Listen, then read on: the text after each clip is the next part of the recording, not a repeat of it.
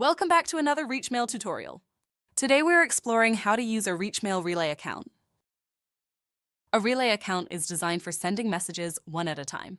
It is a powerful tool for those who have a standalone email sending program or an appliance that needs to send emails. Once you log in, the SMTP settings information is the default information displayed, just under your account information. This provides you with the host to connect to our relay servers, and the port choices are based on what works for the messages you are sending. In most cases, port the 25th of May be blocked, so we offer several alternatives to allow you to connect without restriction. The user information is either the email on the account or your account key / your account username. The password you use to authenticate is the one that logs you into your ReachMail account. These last two are specific settings for security and how your device or software authenticates before sending. We do have one last option to configure your IP directly with our system.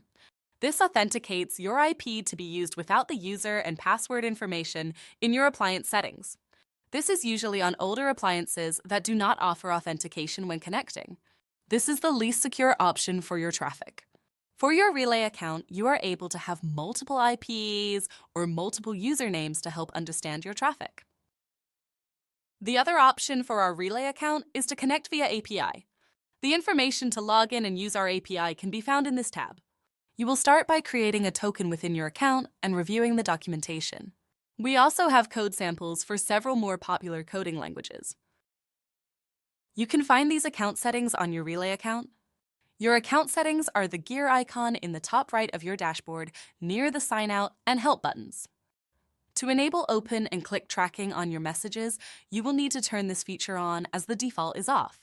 When sending marketing messages where this information is vital, you will need to turn this on. If you are using the API, you can enable the tracking information on a message-by-message basis. In the Reports tab of your account, you will find general data by month. You can select the pie chart icon here in the Action column to get more detailed information about the month. This report shows your detailed delivery stats for the entire month. You can also use this play icon to display your data by day throughout that month. You will be able to use the pie chart icon again to review the data on a specific day. On your dashboard, you can review the 5 most recent connections and the recent emails sent. If you need to review any further connections or emails, we have the More Reports option below the table. The Connections report details how the conversation between our server and yours went. This is a great place to start if there are communication issues. Then you also have the ability to review the emails sent. You can use the filter to find a specific email you sent or view how things went during the date range. You can also filter by the status of the email you sent. Thank you for watching!